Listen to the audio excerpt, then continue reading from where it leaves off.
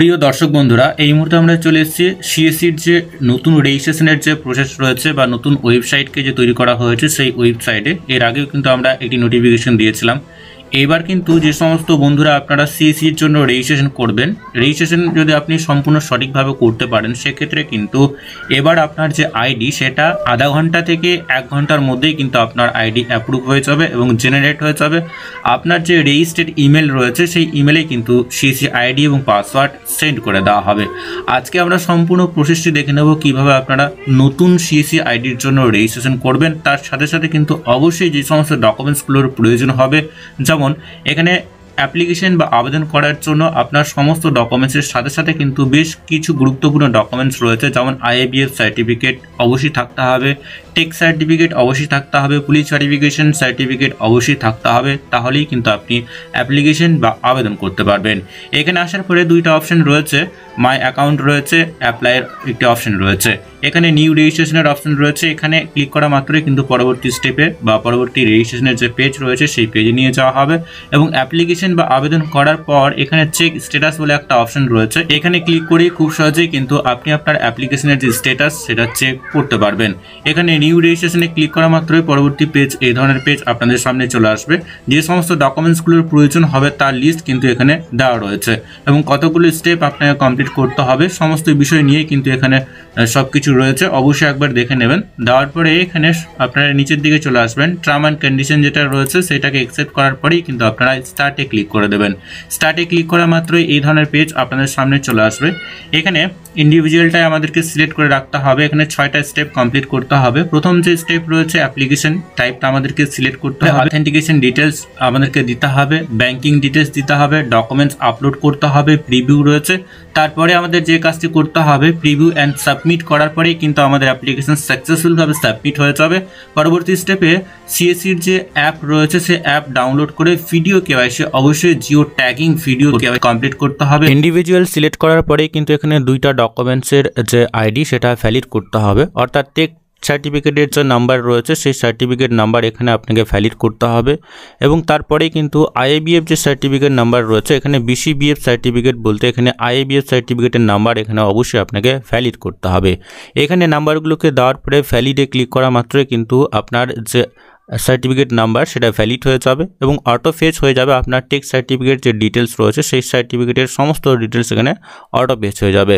যে সমস্ত ডিটেলসগুলো অবশ্যই আপনাকে ফিল করতে হবে, পার্সোনাল ডিটেলসে অবশ্যই আপনার যে মোবাইল নাম্বার সেটা ভেরিফিকেশন করতে হবে। তারপরে এখানে পার্সোনাল ডিটেলসে অবশ্যই আপনার যে ভিআইডি নাম্বার রয়েছে বা আধার নাম্বার সেটা ভ্যালিড করতে হবে। তারপরে আপনি আপনার যে ফাদার্স নেম রয়েছে বা হাজব্যান্ড নেম রয়েছে সেটা দিতে হবে। তারপরে মাদার্স নেম বা মায়ের নাম দিতে হবে।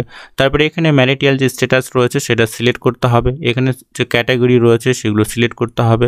তারপরে ডিসেবিলিটি এই সমস্ত কিছু স্টেটটাকে সিলেক্ট করতে হবে, ডিস্ট্রিক্টটাকে সিলেক্ট করতে হবে। তারপরে এখানে অ্যাসেম্বলি যেটা রয়েছে স্টেটটাকে সিলেক্ট করার পরে এটা সিলেক্ট করতে হবে। তারপরেই কিন্তু আপনার যে অ্যাড্রেস রয়েছে পার্মানেন্ট অ্যাড্রেস সেটা ফিল করতে হবে। অবশ্যই সম্পূর্ণ সঠিকভাবে সমস্ত ডিটেলসগুলো ফিল করতে হবে। এইটুকুটা করার পরে আমরা একটু নিচের দিকে চলে আসবো। আপনার যে কেওস ডিটেলস রয়েছে অর্থাৎ সিএসসি সেন্টারের যে ডিটেলস রয়েছে সেই ডিটেলসটা এখানে ফিল আপ করতে হবে। এখানে আপনার সেন্টারের নাম অবশ্যই আপনি দিয়ে দেবেন। দেওয়ার পরে এখানে অবশ্যই আপনার যে ওনারশিপ রয়েছে সেটা এখানে চুজ করবেন। তো আপনার যদি নিজের হয় তো অবশ্যই কিন্তু এখানে ওনটাকেই চুজ করবেন, যদি আপনার রেন্টেড হয় রেন্টটাকেই চুজ করবেন। রুরাল বা আরবান এটাকে অবশ্যই আপনাকে সিলেক্ট করতে হবে। তারপরে কিন্তু এখানে কিওসের যে স্টেট রয়েছে সেটাকে সিলেক্ট করতে হবে, ডিস্ট্রিক্টটাকে সিলেক্ট করতে হবে, অর্থাৎ এখানে সেন্টারের যে অ্যাড্রেস রয়েছে সেইটাকে কিন্তু ফিল আপ করতে হবে।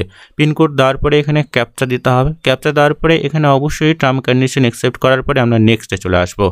নেক্সটে আসার পরে এখানে ছোট্ট একটা প্রসেস রয়েছে, আপনার যে ইমেল আইডি এবং পেন ডিটেলস এইটা কিন্তু আপনাকে ভ্যালিড করতে হবে। আমরা প্রথমত ইমেল আইডিটা ভ্যালিড করে নেব, অর্থাৎ ইমেলে ওটিপি সেন্ড করা হবে, ওটিপি ভেরিফাই আমাদেরকে কমপ্লিট করতে হবে। তারপরেই কিন্তু প্যান কার্ড আপলোড করতে হবে। ব্যাংকের ডিটেলসে আমরা চলে আসবো। ব্যাংকের ডিটেলসে অবশ্যই আপনার ব্যাংক ডিটেলসগুলো কমপ্লিটলি দিতে হবে। ব্যাংক ডিটেলস অবশ্যই এখানে আপনাকে ভেরিফাই করতে হবে। Account number, account type, nominee এগুলো কমপ্লিট দিতে হবে। নমিনির যে ডেট অফ বার্থ অবশ্যই দিতে হবে। এইটুকুটা কমপ্লিট করেই কিন্তু আপনি নেক্সটে যেতে পারবেন এবং এখানে যে সমস্ত ডিটেলসগুলো আপনি ফিল করবেন, কিভাবে কোন কোন ডিটেলস আপনাকে ফিল করতে হবে তার সমস্ত ইনস্ট্রাকশন কিন্তু এখানে আপনার ডান দিকে দেওয়া রয়েছে। দেন এখানে আমরা আমাদের যে সমস্ত ডকুমেন্টসগুলো আপলোড করতে হবে, যেমন ইপিক কার্ড অবশ্যই আমরা এখানে আপলোড করে দেবো।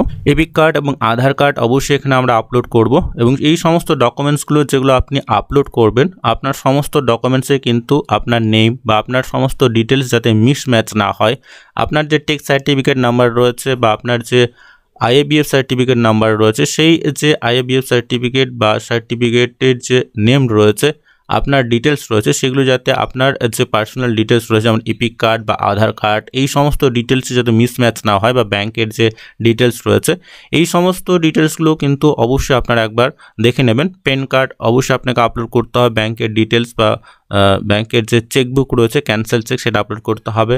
BCBF সার্টিফিকেট অর্থাৎ IABF সার্টিফিকেট আপলোড করতে হবে। এখানে আপনার যে ইপিক কার্ডের যে লিস্ট রয়েছে, ভোটার কার্ডের লিস্টটাকে এখান থেকে সিলেক্ট করতে হবে। তারপরে এখানে আপনার যে এডুকেশনের যে কোয়ালিফিকেশন রয়েছে, সেই লাস্ট কোয়ালিফিকেশন সিলেক্ট করতে হবে। তারপরে আপনাকে এখানে সেই সার্টিফিকেট আপলোড করতে হবে। আপনার যদি ইন্ডিয়ান পাসপোর্ট থাকে অবশ্যই এখানে আপলোড করে দেবেন। টেক্সট সার্টিফিকেট যেটা রয়েছে সেটা অবশ্যই স্ক্যান করে আপলোড করতে হবে। এই সমস্ত ডকুমেন্টসগুলো আপলোড করার পরেই কিন্তু আপনারা সাবমিট করতে পারবেন। এই সমস্ত ডকুমেন্টসগুলো কিভাবে আপনারা আপলোড করবেন তার সমস্ত ইনস্ট্রাকশন দেওয়া রয়েছে। আপলোড করার পরে এই ধরনের পেজ আপনাদের সামনে চলে আসবে। এখানে অবশ্যই এই সমস্ত ডকুমেন্টসগুলো যেগুলো আপনি আপলোড করেছেন তার প্রিভিউটা অবশ্যই একবার দেখে নিতে পারবেন যে আপনি সঠিক ডকুমেন্টস আপলোড করেছেন কিনা। অবশ্যই এখানে আধার কার্ড রয়েছে, অ্যাপ্লিকেন্টের প্যান কার্ড রয়েছে, আমরা যে সমস্ত ডকুমেন্টসগুলো আপলোড করেছি, অ্যাপ্লিকেন্টের ফটো অবশ্যই আপলোড করতে হবে, text certificate number, voter list, IABF certificate number, তারপরে text certificate, police verification report, এগুলো আপলোড করার পরে সাবমিটে ক্লিক করা মাত্রই এই ধরনের পেজ আপনাদের সামনে চলে আসবে, এবং এখানে অ্যাপ্লিকেশন যে ID সেটা জেনারেট হয়ে যাবে, এবং এই যে একটা প্রিন্টের অপশন আপনারা পাবেন, এইটাতে ক্লিক করেই কিন্তু আপনারা প্রিন্ট করে রাখবেন। আপনার যে অ্যাকনোলেজমেন্ট স্লিপ হবে সেই স্লিপটা অবশ্যই আপনারা প্রিন্ট করে রাখবেন, এবং নিচে অবশ্যই পার্সোনাল ডিটেলসটা এখানে শো হবে।